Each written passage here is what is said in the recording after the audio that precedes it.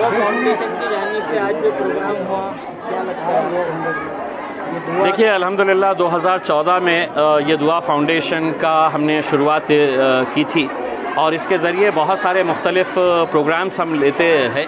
उसमें सबसे बड़ा प्रोग्राम जो है वो यही है कि हमारी बच्चियों को किस तरीके से हम खुद कफ़ील बनाएं, उनको इंडिपेंडेंट बनाएं। इस इरादे से बच्चियों के लिए है तो मुफ्त में मेहंदी क्लासेस चलाई जाती है, सीविंग और टेलरिंग क्लासेस चलाए जाते हैं।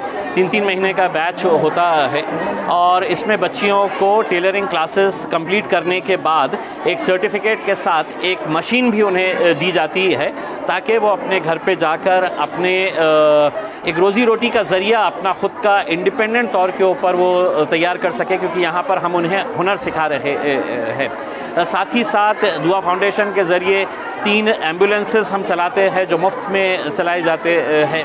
हमने पुलिस ट्रेनिंग कैंप का भी ऑर्गेनाइज़ किया है दुआ फाउंडेशन के ज़रिए, जिसमें लड़के और लड़कियों को हम ट्रेनिंग देते हैं पुलिस में भर्ती होने के लिए।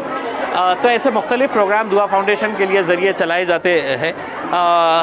वैसे तो बैच 50 का होता है, लेकिन इतनी सारी जब बच्चियां आती है हर एक की उम्मीद होती है कि मेरा भी नंबर इसके अंदर लग जाए। हम किसी का भी कोई रिकमेंडेशन नहीं लेते हैं, बच्चियों के सामने ही उनका चिट्ठियां उठाई जाती है। तो इस बार ज़रा ज़्यादा तादाद के अंदर थे तो हमने 50 की जगह 90 बच्चियों का हमने सिलेक्शन इस बार किया है। मकसद यही है कि लोग साथ जुड़ते गए तो ये जो ज़रूरतमंद बच्चियां हैं उनको एक हुनर मिलेगा और उनको एक रोज़ी रोटी का ज़रिया तैयार करने का हमारा एक इरादा है। आगे इन फ्यूचर में कितना बड़ा बैच हो सकता है? अभी 50 का बैच है। देखिए, अभी 50 का बैच था तो अब हमने उसको 90 कर दिए हैं, तो यकीनन ये बैचेस और भी बढ़ाए जाएंगे। और अगर इसके अंदर अगर लोग साथ में जुड़ते गए तो हमारे पास इंफ्रास्ट्रक्चर मौजूद है, अच्छे टीचर्स हैं सिखाने के लिए। 1 रुपया भी किसी से इसमें लिया नहीं जाता है, कोई भी कोर्स के लिए 1 रुपया नहीं लिया जाता है, पूरा मुफ्त में इनको ये कराया जाता है, ट्रेनिंग दी जाती है। इसी वजह से आप बच्चियों के अंदर जो बेचैनी थी कि मेरा भी नंबर लगना चाहिए, मेरा भी नंबर लगना चाहिए, आप देख सकते हैं इसमें।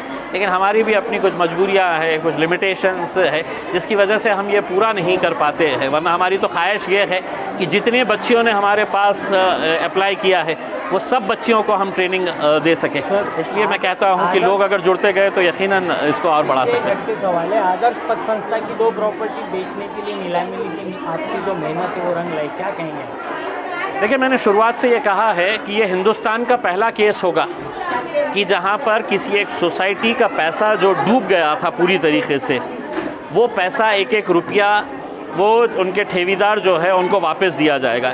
ये महाराष्ट्र में तो छोड़ दीजिएगा, आप पूरे हिंदुस्तान में कहीं पर भी नहीं हुआ है कि इतने कम पीरियड के अंदर ये पूरे प्रॉपर्टीज़ आइडेंटिफाई करके उसको नीलामी के लिए लाया गया है। 2 प्रॉपर्टीज़ ऑलरेडी ऑक्शन के लिए आ चुकी है और भी प्रॉपर्टीज़ अभी ऑक्शन के लिए आएगी। मेरा मकसद यही है कि जल्द से जल्द ये ज़रूरतमंद तकरीबन 60-62 हज़ार लोग जो है उनका पैसा 1-1 रुपया वापस करना। औकाफ बोर्ड की जो अभी कार्रवाई हो रही है, जालना रोड में बड़ी प्रॉपर्टी के होल्डर्स को नोटिस इश्यू की गई है, आप मुतमईन हैं ये सारी कार्रवाई से? देखिए, ये पहली मरतबा ऐसा हो रहा है कि इतने सारे पुलिस केसेस रजिस्टर हो रहे हैं, इतनी सारी प्रॉपर्टीज़ रिकवर करने की बात हो रही है। अभी जालना रोड के ऊपर तकरीबन 29 ऐसे प्रॉपर्टीज़ हैं जिनको नोटिस इशू किए गए हैं। इसमें दिक्कत ये है कि वक्फ बोर्ड जैसे ही कोई कार्रवाई करना चाहता है लोग कोर्ट में पहुंच जाते हैं, कभी नीचे का कोर्ट स्टे दे देता है, कभी हाई कोर्ट स्टे दे देता है। तो ये रुकावटों की वजह से हमें बहुत सारी दिक्कतों का सामना करना पड़ता है, लेकिन उसके बावजूद भी महाराष्ट्र के अंदर बहुत सारे ऐसे केसेस हो रहे हैं।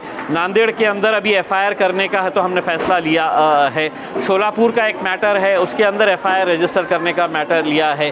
पूना की जो तकरीबन 40 एकड़ ज़मीन है उसके ताल्लुक़ से ये फ़ैसला लिया गया है कि पुलिस कमिश्नर से जाके मिलेंगे, म्यूनसिपल कमिश्नर से जाके मिलेंगे।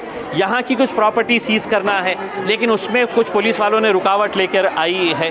तो हमने ये तय किया है कि अगले हफ्ते बोर्ड के मेंबर्स आएंगे और पुलिस कमिश्नर के साथ मुलाकात करके वो प्रॉपर्टीज़ के अंदर कोई रुकावट ना पैदा करे, इसके लिए कोशिश जारी है। आरोग्य विभाग की जो पद भर्ती है उस पर भी आप मुतमईन हैं? आप उसके लिए कोर्ट भी गए थे, उसमें लड़े थे आपने? देखिए, अल्हम्दुलिल्लाह परसों के दिन जो महाराष्ट्र सरकार ने जो फ़ैसला लिया है कि एक नया कमीशन बनाया जा रहा है जिसके तहत मेडिकल के जितने भी पोस्ट है उसको जल्द से जल्द भरने के लिए एक नया कमीशन जो तैयार किया जा रहा है, उस नोटिफिकेशन के अंदर उन्होंने ये साफ लिखा है कि Aurangabad bench of Bombay high court के अंदर जो PIL नंबर 47/2021 है, ये मेरी PIL है, ये वो मेरी जनहित याचिका है जिसके ऊपर ये कार्रवाई की जा रही है।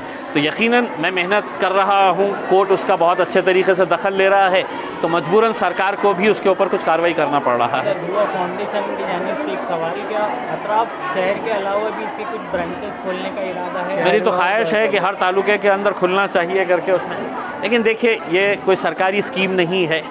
हमारी जितनी इस्तिताअत है, हम जितना कर सकते हैं वो उतना करने की कोशिश कर रहे हैं। यकीनन अगर असर रसूख वाले लोग, अगर पैसे वाले लोग अगर इसके साथ जुड़ते हैं तो एक अच्छा काम, क्योंकि ये वन टाइम नहीं है कि आपने किसी को पैसा दिए उसने कैसा खर्चा किए, आप उनको एक हुनर के साथ उनको खुद पैरों पे खड़े रहने का एक ज़रिया दे रहे हैं। तो मेरी तो ख्वाहिश ये है कि लोगों के ज़कात का जो फ़ंड है, वो ज़कात का फ़ंड इसके अंदर अगर शामिल होता है तो बहुत सारे ऐसी और ज़रूरतमंद बच्चियों की हम मदद कर सकते हैं।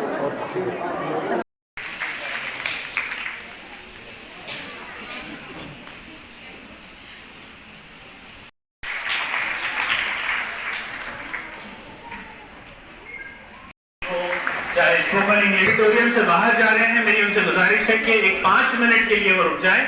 और मैं अब अनवर साहब से दरखास्त करता हूं, अनवर अंदर से, कि वो भी स्टेज के करीब आए। जनाब पिछली बैच की स्टूडेंट्स जिन्होंने पूरा कोर्स मुकम्मल किया।